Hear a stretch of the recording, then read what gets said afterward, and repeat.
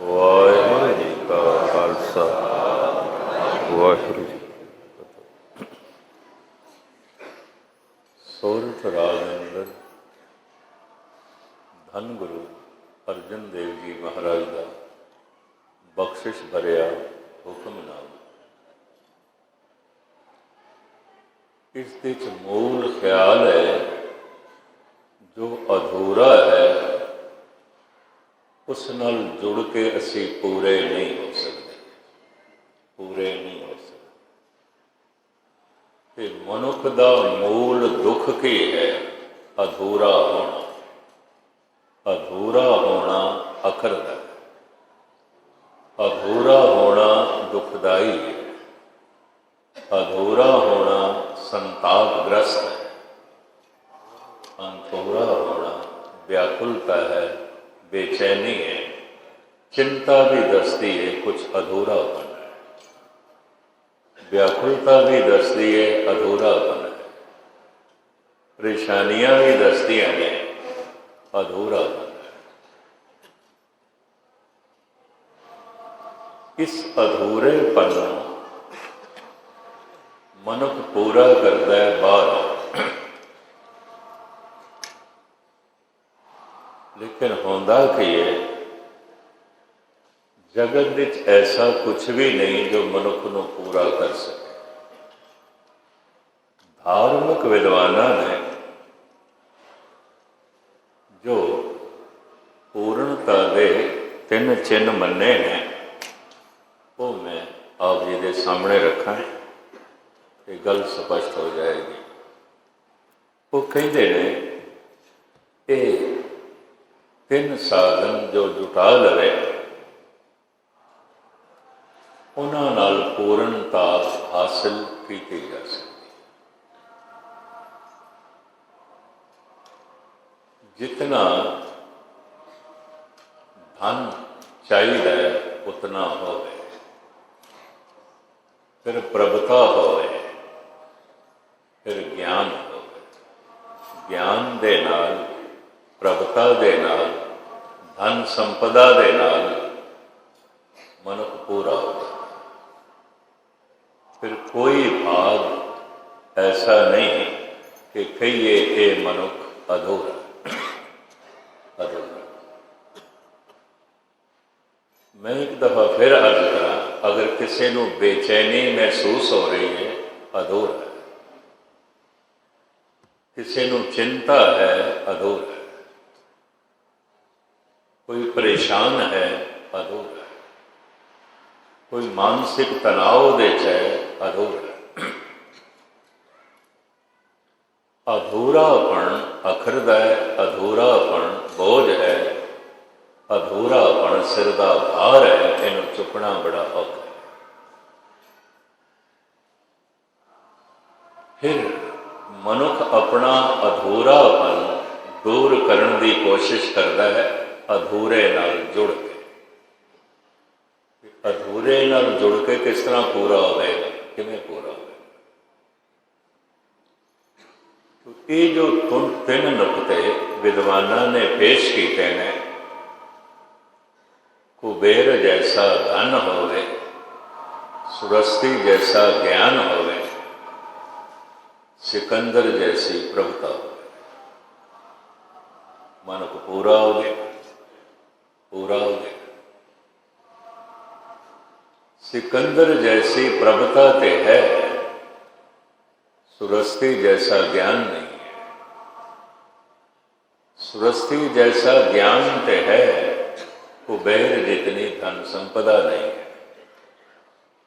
ते कुबेर जितनी धन संपदा ते है, सिकंदर आजम जैसी प्रभुता नहीं है। अधूरापन मिट सकता है सिकंदर जैसी शक्ति होवे, सुरस्ती जैसा ज्ञान होवे, और कुबेर जैसी धन संपदा होवे। भारत के कुछ चोटी के विद्वान ऐसा कहते ने, ऐसा लिखते हैं, जिहड़े धार्मिक विद्वान ने, धर्म के भी कोई बैरूनी तौर पर ये चीज़ां दे मिलदियां मनुख पूरा हो जाता। हुण मैं अर्ज करां, गुरबाणी ऐसा नहीं मनती, ऐसा नहीं मनती। क्यों नहीं मनती? इसके जिहड़े मूल पहलू ने वो मैं तुहाडे सामने रखां। पूरी एकाग्रता ते ध्यान नाल सुनना, शायद गल पकड़ते चाहे। शब्द की भाषा तो बड़ी सरल है, शब्द के भाव बड़ा विखम है, औखा है।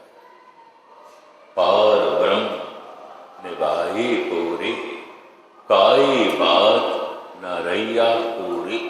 पूरी कमी, हुण कोई कमी नहीं, कोई पूरापन नहीं, पूरे ही पूरे, पूरे ही पूरे। वो जिहड़े तीन नुकते पूर्णता दे मने गए ने, तो मैं आप जी दे सामने रखा। बहुत ही धन संपदा प्राप्त कर लेने का एक लाभ है। बड़ा भारी बैंक बैलेंस है, घर विच बड़ा सोना चांदी है, हीरे मोती, बड़ी धन संपदा है।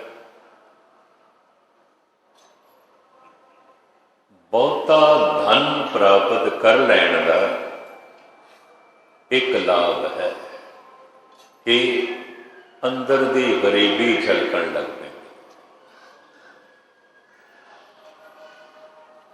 अंदर दी गरीबी सामने आ जाती।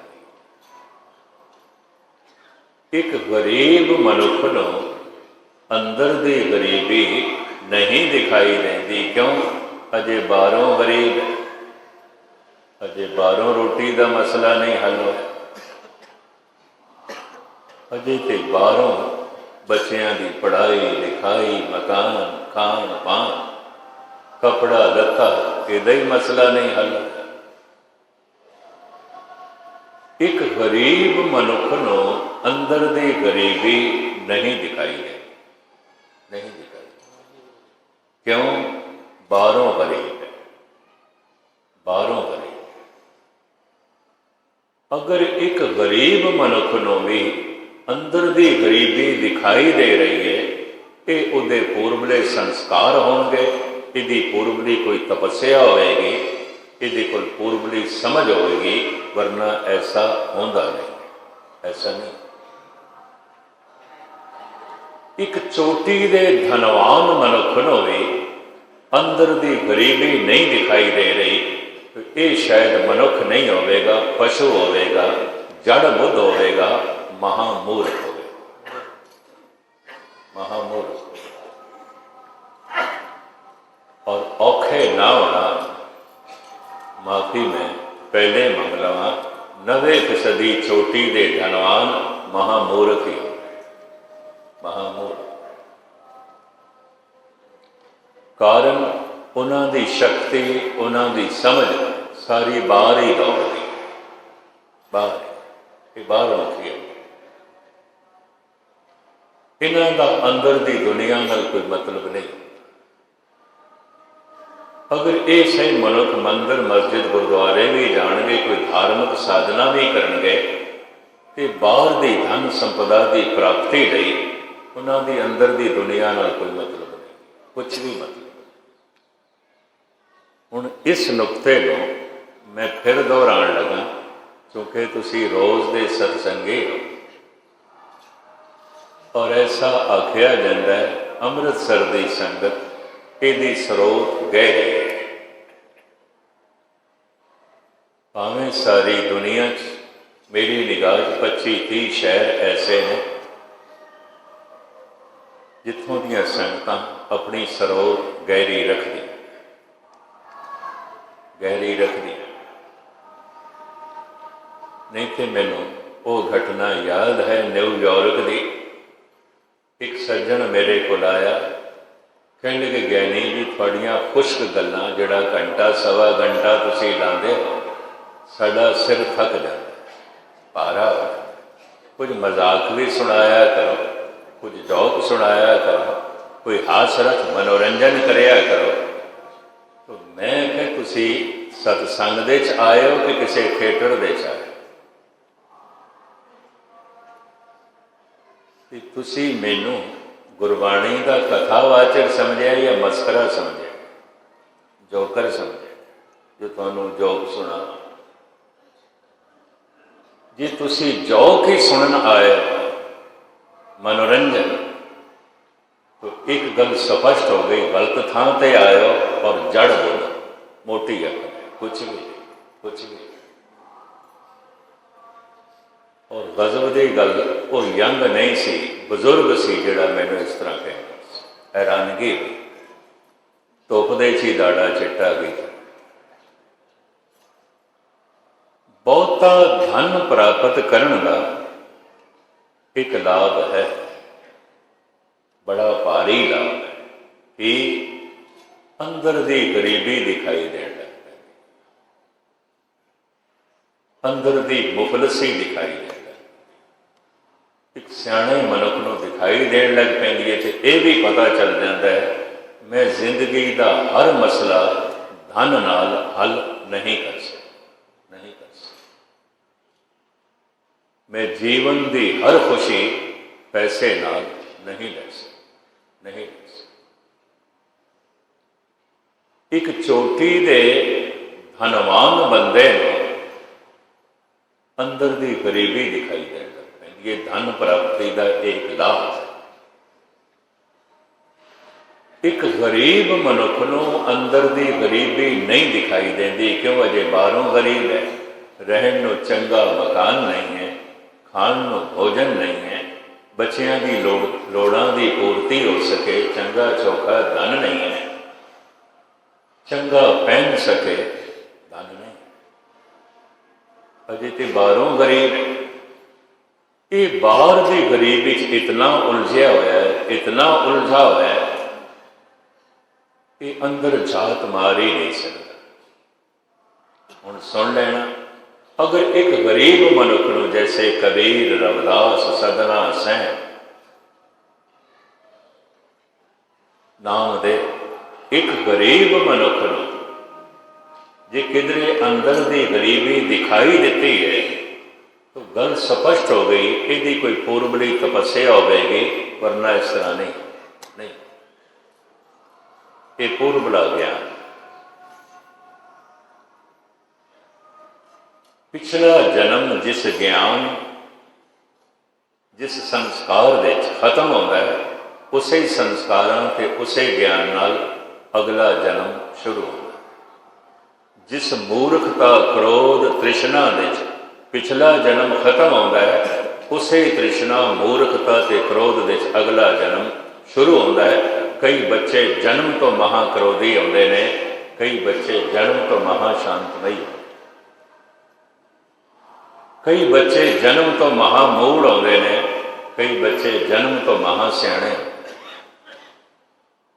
कई बच्चे जन्म तो बड़े संतोखी होंदे ने, कई बच्चे जन्म तो ही बड़े तृष्णालु। मैं रात को घर विच सौ गया और जिन्हां जिन्हां चीज़ों नाल मेरा संबंध सी टुट गया, मैनूं नींद आ गई। फिर मैं सवेरे जागया तो जिन्हां जिन्हां चीज़ों नाल सौ के संबंध टुट गया सी, जाग के फिर जुड़ गए।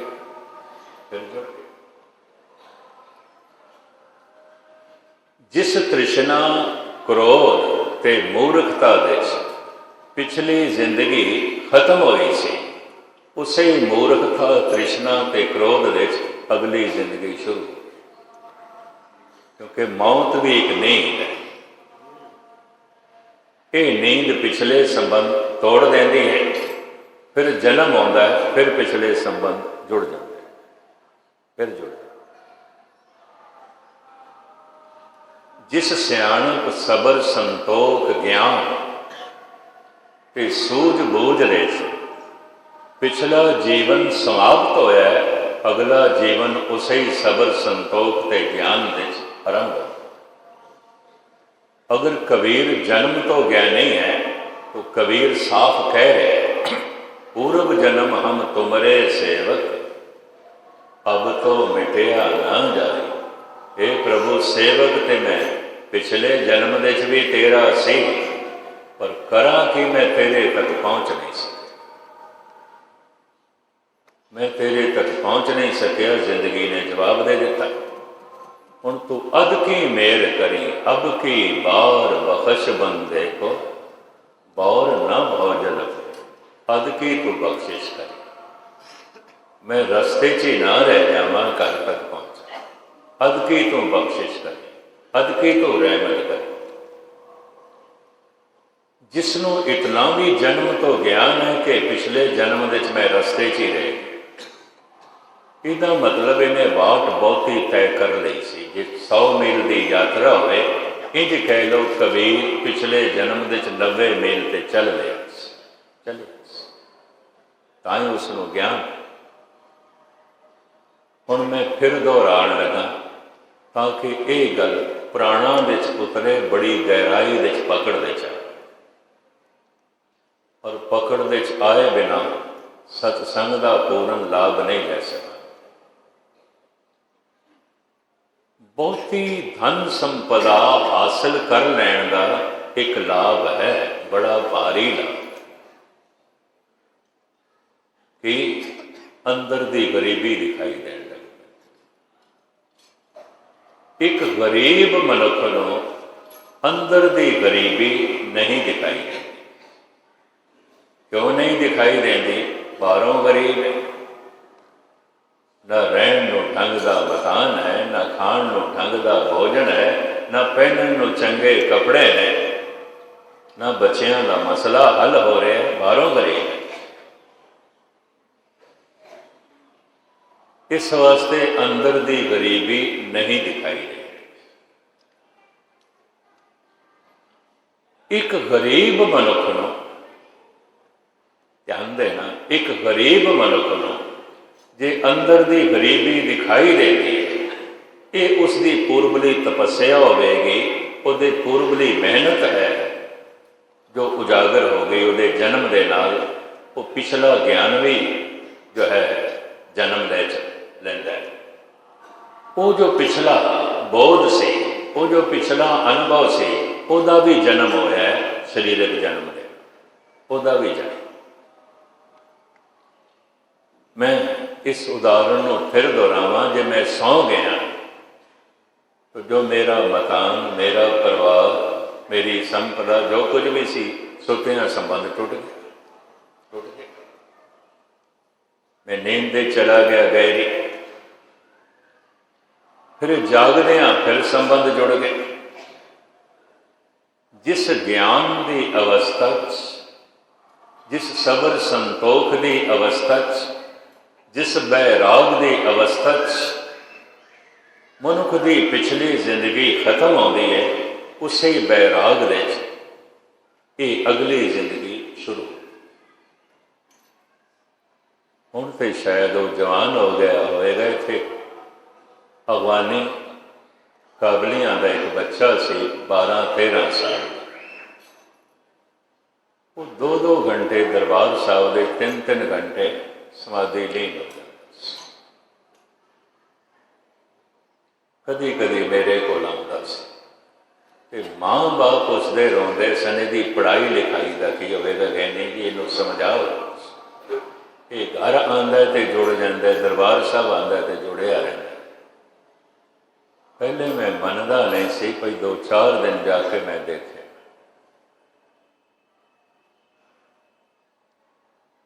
फिर एक दिन मैनू कहन लगा, गहने जी तुहाडे नाल जिहड़ा एक बंदा आया वो बेहतर होएगा कल तो ना होए। मैं कहा मैं चला आया सी ते नाल आ गया है, ते हुण मैं भी कल तो नहीं आना, मैं देख लिया। मैं कहा उस बंदे च की है?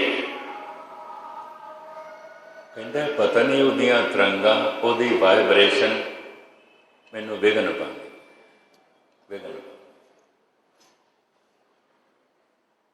बहुत चिट्टा कपड़ा है, निक्का जिहा भी काला दाग दूरों दिखाई दे।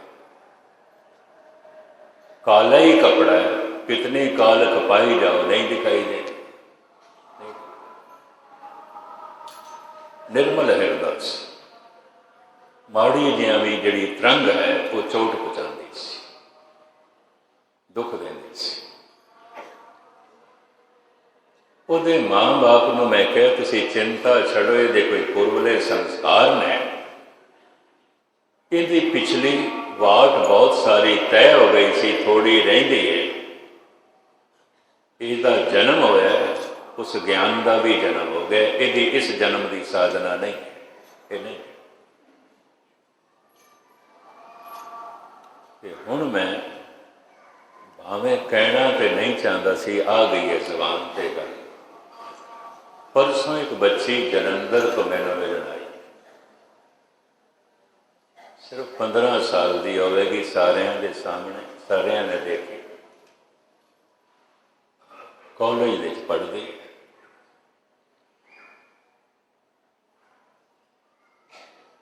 और रोन भी लग पई। कहने लगी पिता जी मैं थोड़े नाल रवां, मां नाल आई सी। मैं कहा तू पढ़ रही है, अपनी पढ़ाई पूरी कर। कहती की करा, मैं कॉलेज दे जाने किसी होर दुनिया च खो जाने, तो हुण कॉलेज के लोग कहते हैं, प्रोफैसर भी कहता है पागल है, प्रिंसीपल भी कहता है पागल, माँ बाप भी, माँ भी रोंदे आया कह लगी पता नहीं इसकी की हालत होगी। मैं कहे दे पिछले संस्कार क्यों, जितनियां गहरियां उसने ज्ञान दियां गल्लां कीतियां और अवस्था बारे कहा, मैं कहे 14-15 साल की उम्र च नहीं, खेडण तो ही लोगों को वेल नहीं आती, दुनियादारी तो ही वेल नहीं आती, इहो जिहियां दियां बच्चियां नूं ब्यूटी पार्लर तो ही वेल नहीं आती, अपना रूप सजाण तो ही वेल नहीं आती, उन्होंने अपने रूप का ख्याल ही नहीं है, वो अपने मन को सोना बनाने च लगी हुई है, उम्र कुछ नहीं। ये मैं इस वास्ते कह रहा, संसार का भरमण करदियां करदियां दूजे तीजे शहर में इस तरह की घटना घटती है, मैनूं मिलती अपनी अवस्था दसते। हुण मैं फिर दोहरा दें कि ठीक है कि बच्ची ਉਹਦੇ रहन सहन तो उसके पहरावे तो उसकी माँ के पहरावे तो मैं अंदाज़ा लाया संपन्न घराने की है, गरीब घराने की नहीं, संपन्न घराने। तो जिस साधना नाल आई सी उस तो भी पता चलता है संपन्न घराने। हुण मैं फिर दोहरा, बहुता धन कमा लैण का एक लाभ है, बहुत वड्डा लाभ है कि अंदर की गरीबी दिखाई देना। एक गरीब मनुख को अंदर की गरीबी नहीं दिखाई देती, क्योंकि बाहरों गरीब है, बाहरों। अगर एक गरीब मनुख को भी अंदर की गरीबी दिखाई दे गई है, ये उसकी पूर्वली तपस्या होगी। कबीर कहते हैं हम निर्धन जो एहो धन पायो, मरते फूट गवानी, बड़े बड़े धनवान फुट के मरदे पैने, जिस दिन का मैं निर्धन नूं प्रभु के नाम का धन मिले। मैं बेपरवाह हो गया, मैं उन्होंने गर्ज नहीं रखता, हम काहों की कान न कर, मैं किसी की कान नहीं रखता, मैं बेपरवाह हो गया। चंगे चंगे गुणवान धनवान मैनू वेख के जलदे, हम निर्धन जो एव धन पायो, मरते फूट गुमाने।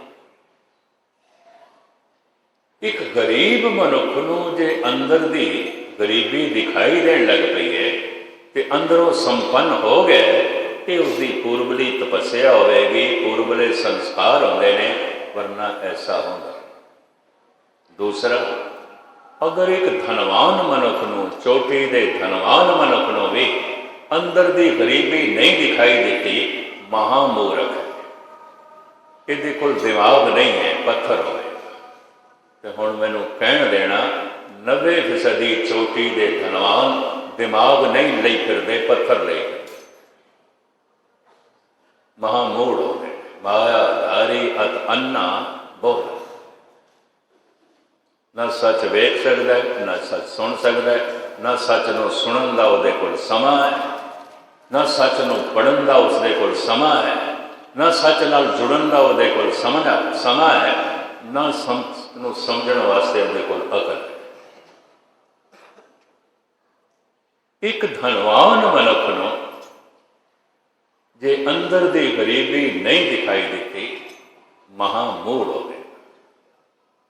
वरना बहुता धन कमाण का यह लाभ है, अंदर दी गरीबी दिखाई देन लग पैंदी है।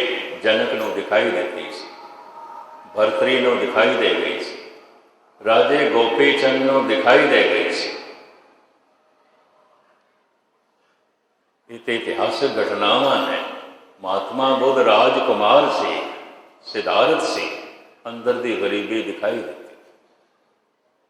जैन धर्म का अवतारी पुरुष 24वां अवतार महावीर राजकुमार से, स्वामी महावीर, अंदर दी गरीबी दिखाई देती। हुण दूसरा नुकता, बहुता ज्ञान प्राप्त कर लैण का एक लाभ है, बहुत वड्डा लाभ। चोटी का दार्शनिक बन जाना, चिंतक बन जाना, साइंटिस्ट बन जाना, मनोविज्ञानिक बन जाना, महान फिलोसफर बन जाना, विचारक बन जाना, अजीम चिंतक बन जाना, इसका बहुत वड्डा एक लाभ है कि अंदर की मूर्खता दिखाई देने लग पई। उन्होंने इंज लग रहा है, चलो मैं यह नुकता थोड़े सामने बयान करा। जैसे जैसे एक दार्शनिक का ज्ञान बढ़ता है, वैसे वैसे उसनों अपने अंदर के अज्ञान का पता चलता।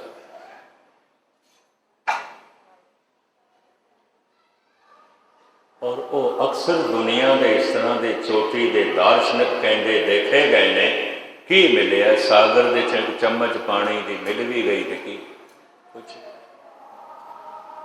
सतगुर की बाणी कहती, तू समरथ वड़ा, बड़ा ज्ञान का तू सागर है, मेरी मत थोड़ी ना, मेरी समझ की है कुछ।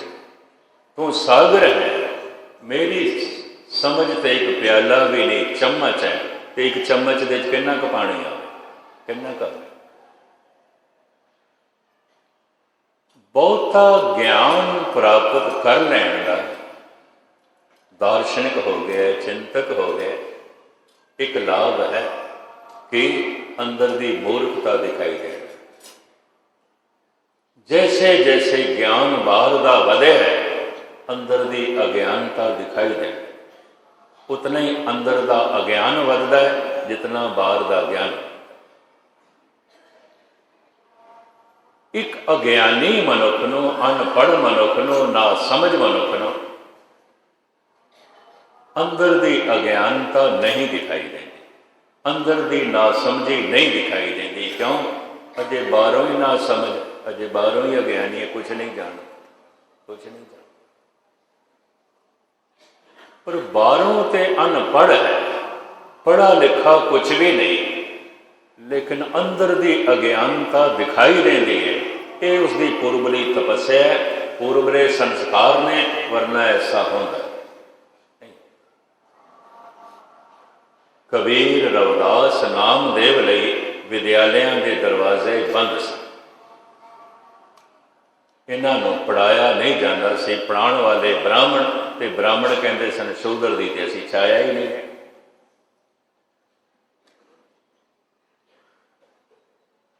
ये नहीं पढ़े, लेकिन फिर भी अंदर की नासमझी का पता चल गया। ये पूर्वली तपस्या, वरना ऐसा नहीं। एक महान ज्ञानी ते दार्शनिक नूं भी अंदर दे अज्ञान का बोध नहीं होया, अंदर दी मूर्खता नहीं दिखाई देती, तो ये कोल अक्षरी ज्ञान का जिहड़ा भंडारा है वो सिर दे उत्ते चुकिया होया पत्थर है, जिवें खोते दे उत्ते किताबां लदियां होवन, इस तरह इसने दिमाग से लदियां, कुछ भी नहीं, कुछ भी। जाहद जाहद हर्षनासी बुम आलम में सवार।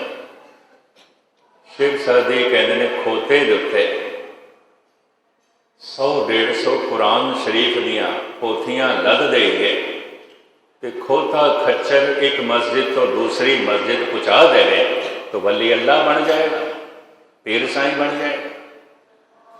खोते का खोते इन्ना दार्शनिक हो गया, फिलोसफर हो गया, चिंतक हो गया कि सारा ज्ञान सिर का बोझ बन के रह गया।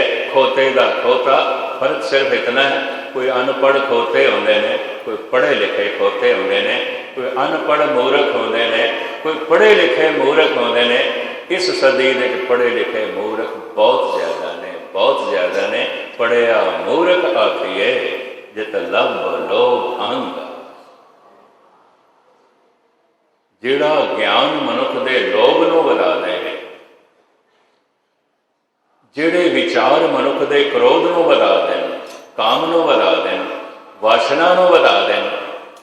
ये ते इंज होया, दीवा जलाया सी घर रोशनी करने वास्ते, दीवे नाल अपना घर ही फूक दिता। ज्यादा समझ वध गई तो हुण इस समझ नूं बुराइयां वास्ते वरतना।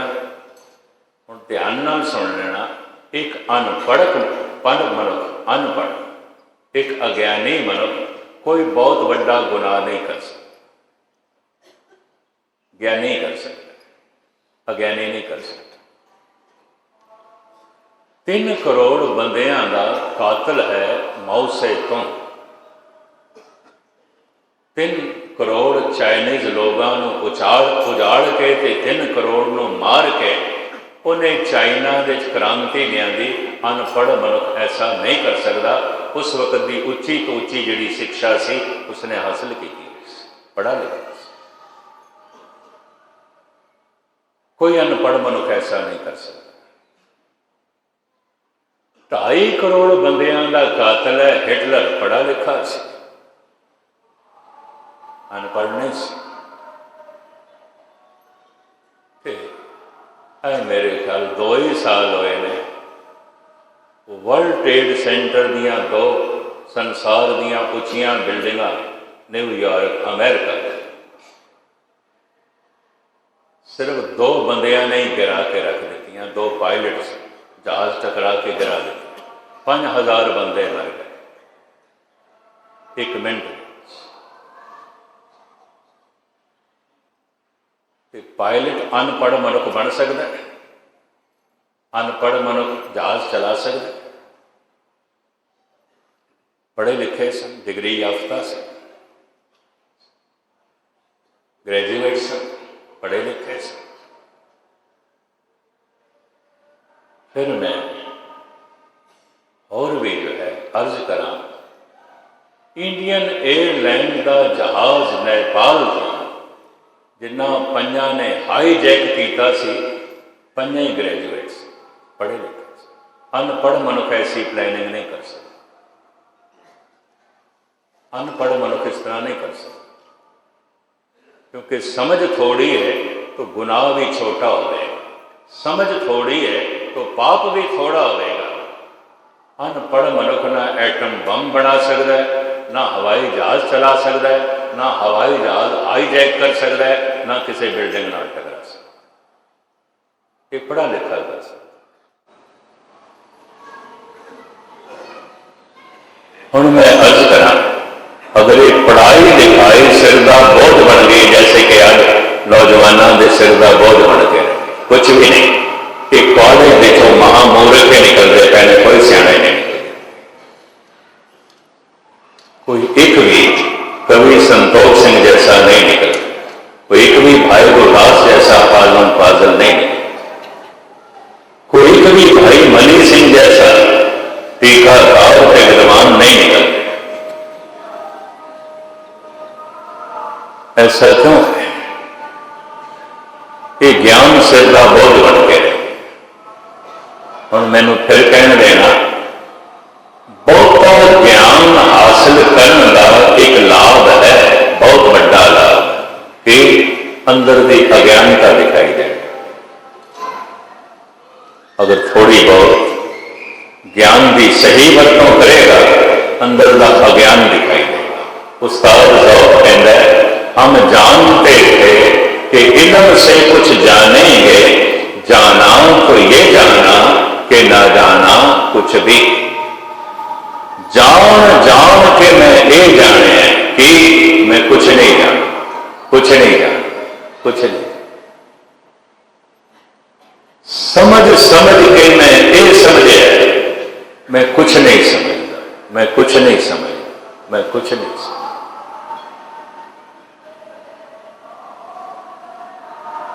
मैं कुछ नहीं समझता, मैं कुछ नहीं समझता, बहुत बड़ा ज्ञान है। ये भी मैं अर्ज करता हूं, बहुत बड़ा ज्ञान है। की होया कि चम्मच पानी की मिल गई, सागर की चुटकी मिली, कुछ भी। मनुख का ज्ञान इस तो ज्यादा नहीं है। अगर जिंदगी भर इसने ज्ञान इकट्ठा किया है, ये ज्ञान सागर के सामने एक चम्मच पानी तो ज्यादा नहीं। हुण मैं फिर दोहरावां, बहुता ज्ञान प्राप्त कर लैण का एक लाभ है, अंदर की अज्ञानता दिखाई देना।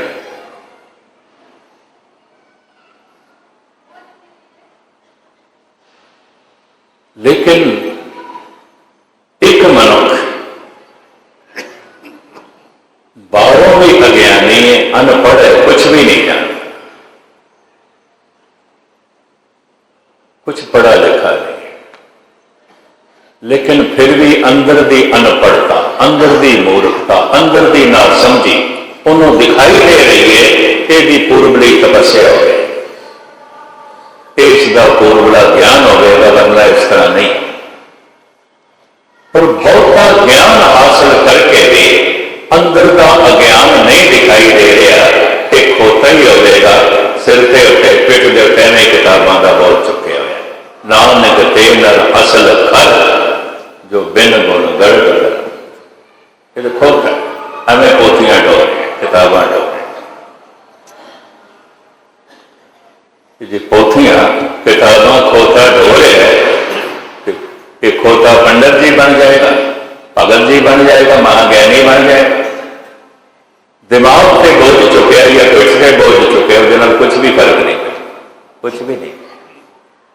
बड़े बड़े ज्ञानी लेकिन बड़ी बाणी याद है, पर क्रोध की मूर्ति ने, लोभ की मूर्ति ने, झूठ की मूर्ति ने, वासना की मूर्ति ने, कुछ भी नहीं।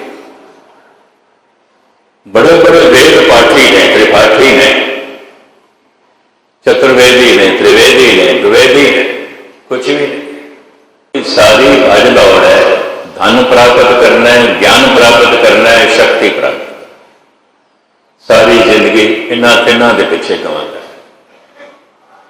ज्ञान प्राप्त करना है, 17, 18, 20 साल कॉलेजों के स्कूलों के धक्के खाने,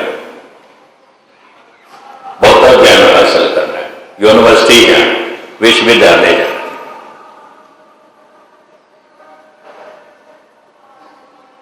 और विदेशों में जाके पढ़ना है, उच्च पदरी विद्या हासिल करनी है। ठीक है, उच्च पदरी ज्ञान होगा, तू तो नहीं वेदा नहीं, मैं कुछ भी नहीं, कुछ भी नहीं।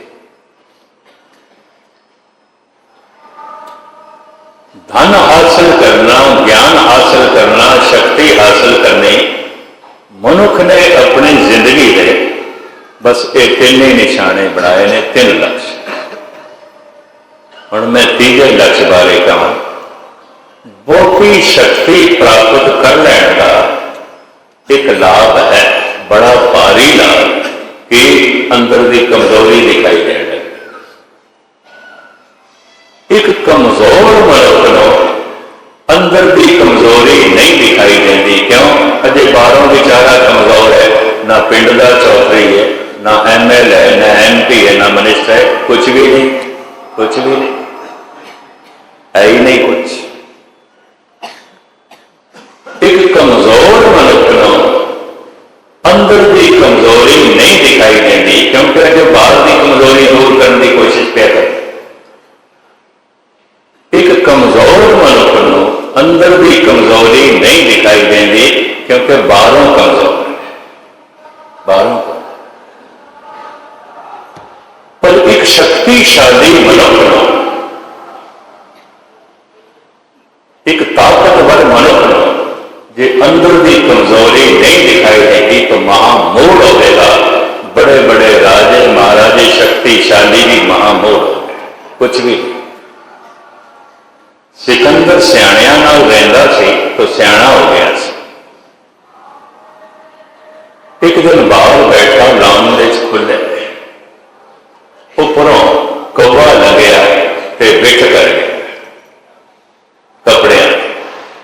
कहता कौदा सिकंदर महान, दुनिया सलामा कर दी है, पर साडा हुक्म तो इस कौवे पे भी नहीं चलता, वो बिठ कर गए। तुसीं की कर सकते, की कर सकते? साडा हुक्म तो कौवे पे भी नहीं चलता, साडे ते बिठ कर गए। ओदी भी इतनी हिम्मत है, वो भी एक तरीके नाल साडे ते गंदगी सुट गए। मैं की कर सकता?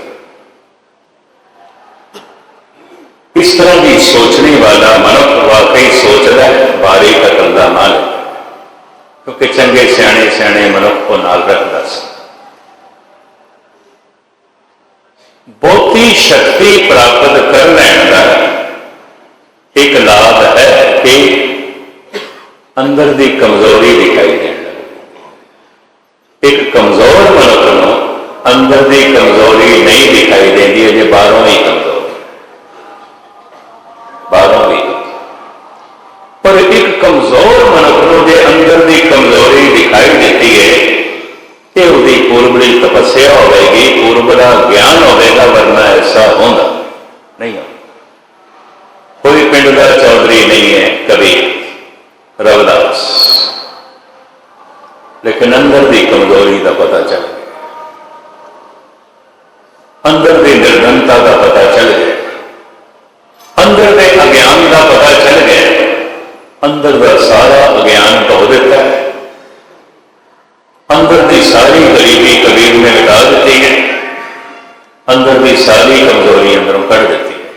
तभी तो इतना निर्भय हो गया, ना सिकंदर लोधी डरा सकया, ना उस वक्त का ब्राह्मणी समाज डरा सकया, ना उस वक्त के राजे महाराजे उसको डरा सके। निर्भय हो गया, अंदर की कमजोरी चली, ये सिलसिला ही खत्म हो गया। तो मैं इस तरह बहुत धन प्राप्त करने नाल कोई पूरा नहीं होता, अधूरेपन का पता चलता। बहुत ज्ञान प्राप्त करने नाल कोई पूरा नहीं होता, अंदर के अधूरेपन का पता चलता। बहुती शक्ति प्राप्त करने नाल कोई बंदा पूरा नहीं होता, भावे राष्ट्रपति बन जाए, कोई पूरा नहीं होता, बल्कि अधूरेपन का पता चलता है। कुछ भी नहीं, कुछ भी। ये जो सारा खुलासा मैं थोड़े सामने जो है रखे, मतलब महाराज कहते हैं मनुष्य पूर्णता की तलाश कर रहा है, पूर्ण होना चाहता है, अधूरापन अखरदा है, अधूरापन बोझ है, अधूरापन दुखदाई है, अधूरापन क्लेश रहेगा। बेचैनी, चिंता, कलेश, परेशानी सब अधूरेपन की निशानी है। हुण पूरे किवें होइए? जिस नाल जुड़ के मनुष्य पूरा हो सकता है, ये यतन मनुष्य करता नहीं, तो जिन्हां जिन्हां नाल जुड़ के कई जन्म भी धक्के खावे ते पूरा नहीं हो सकता, उत्थे ही उत्थे भटक। तो फिर किहदे नाल जुड़ के पूरे हो सकते हैं? पूरे नाल जुड़ के ही पूरे हो सकते हैं।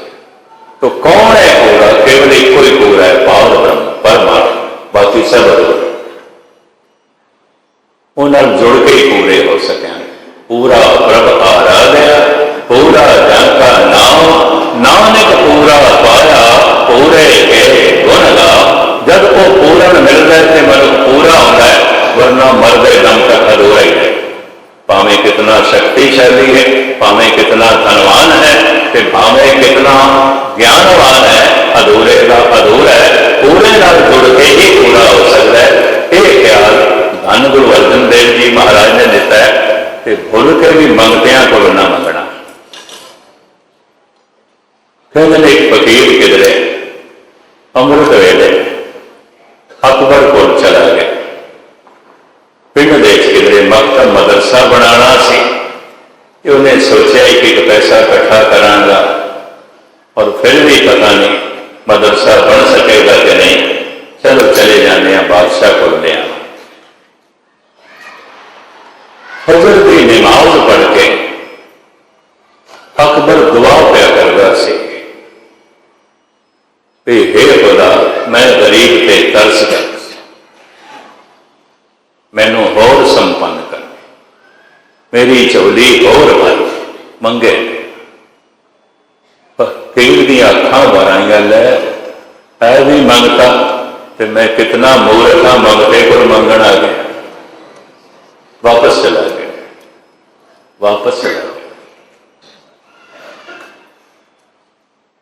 और बदकिस्मती है, दाते को लोकी मंगते भी नहीं, ते दाते को मंगण की जांच भी, ते दाते कोई बहुते नहीं ने।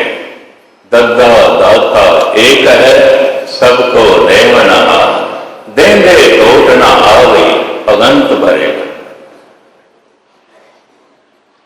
जो देंदिया देंदिया थकदा नहीं, देंदिया देंदिया मित्र थक सकता है, पुत्र थक सकता है, मां बाप थक सकते हैं, तेनों बहुत दिता है कह देंगे, सारे ही थक जाते हैं। एक ही है देंदा दे लेंदे थक पाए, ਉਹਦੇ ਕੋਲ ਲੈਣ वाले के थक जाते हैं, मिट जाते हैं, देने वाला तो दाता बने, वो तो दे जा रहे, दे जा रहे, दे जा रहे। उस नाल जुड़ के ही मनुख पूरा हो सकता है। तो सतगुरुदेव जी महाराज कहते हैं थे, जो उस पार ब्रह्म की ऐसी आराधना की थी, उसने कोई कमी नहीं रहने दी और सानू पूरा कर, हर गल साड़ी पूरी हो गई, असी मुकम्मल हो गए। ये अखरी अर्थ आप सरवण करो तो समाप्ति करिए, समा हो गया। एक दफा प्यार नाल सतनाम श्री महला पंजवा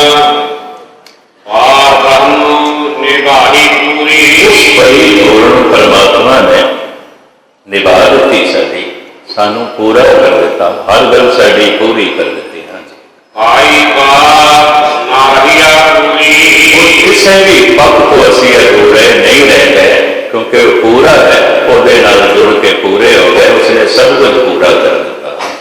गुर चरण लाए निस्तारे, गुरु के चरणों नाल जुड़ के इस गल की समझ आ गई कि अधूरेपन तो पार हो गए, असी संपूर्ण हो गए, मुकम्मल हो गए। हर हर नाम सुनाए, वो हरि जो संपूर्ण है, मुकम्मल है, ਉਹਦੇ नाम ਨੂੰ चिंतन करके याद करके संभाल के इस तरह की पूर्णता साडे पल्ले पै गई, साडी चोली च पै गई। हाँ जी, अपने दास का सदा रखवाला, जो उसका दास बन जाता है, उसका रखवाला हो जाता है। रखवाला तो चौकीदार होता है, सिक्योरिटी गार्ड होता है। परमात्मा उसका सिक्योरिटी गार्ड बन जाता है, उसका रखवाला बन जाता है, उसका गुलाम बन जाता है। कहता जेड़ा उसका गुलाम बनता, जेड़ा उसका दास बन जाए, परमात्मा उसका दास बनता। जेड़ा उसकी शरण पकड़ लेंदा है, परमात्मा फिर उसका रखवाला बन जाता है, उसका पूरा ध्यान रखता है।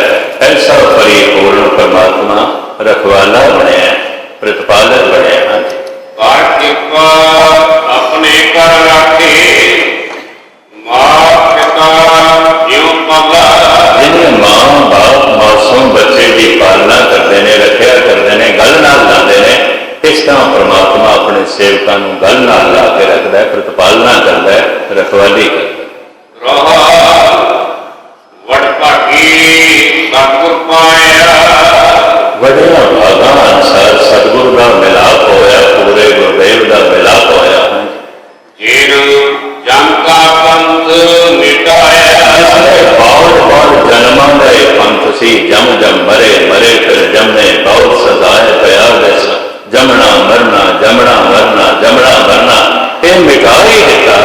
सानू अपने घर पहुँचा दिता है, प्रभु विच लीन कर दिता है। हर भगत भाए एक लगा, भावना प्रभु की पैदा हो गई है, चित भगती च लग गया, परमात्मा में लग गया। भावना दो अवस्थावां करके बनती है, विश्वास करके ते प्रेम। मैनू इस पे भरोसा भी है, मैनू इस नाल प्रेम भी है। दोहां के संगम तो जो अवस्था बनती है भावना। भरोसा है, इससे यकीन है, काबिल एतबार बनता है, पर इहदे नाल कोई प्रेम का संबंध नहीं है।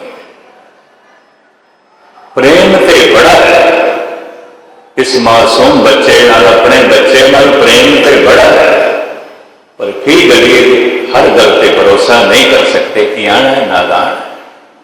प्रेम है, यदि हर गल पे भरोसा नहीं कर सकते।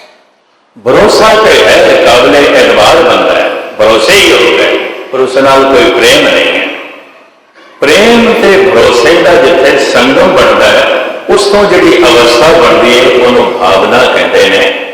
तो महाराज जिथे कहते भावना करके उसकी आराधना की है, चित प्रभु से जुड़िया, इस परमात्मा से जुड़िया। हाँ जी, जप जीव सेवट भगा, इस तरह जड़े वडभागी ने अपना चित प्रभु नाल जोड़ के जीवते हैं, आनंद मानते हैं, अमर जिंदगी हासिल करते हैं।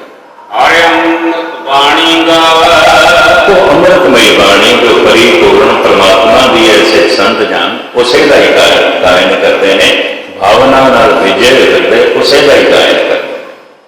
साधा की धूई ना, कि जो साधना करते हैं, कि साधना कर करके अपने हृदय में शुद्ध करते हैं, उन्होंने की धूड़ी का इशनान करते हैं, उन्होंने चरण धूड़ी मस्तक चलाते हैं। अपना नाम आपे दिया, परमात्मा ने अपना नाम, अपने हस्ती का बोध, अपनी समर्था का ज्ञान उसने आप ही दिता है। जैसे सारा चानना सूरज तो आ रहा है, ज्ञान सारा ही परमात्मा को आता है। सिर्फ अखां खोलिए तो चानना ही चानना है सूरज का, सिर्फ अंदर भावना हो जाए तो ज्ञान आना शुरू हो जाता है, ज्ञान की प्राप्ति हो जाती है। हर वक्त सूरज रोशनी दे रहा है, हर वक्त परमात्मा तो ज्ञान आ रहा है, कि जो ज्ञान की प्राप्ति नहीं हो रही, कि अजे परमात्मा के प्रति अखां नहीं खुलियां, अजे सूरज के प्रति अखां खुलियां ने।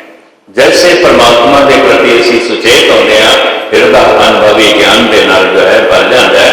तो इस तरह सतगुरुदेव जी महाराज प्रमाण करते हैं, उसनों सूझ समझ ज्ञान की प्राप्ति हो जाती है, जिहड़ा परमात्मा नाल जुड़ता है। हाँ जी,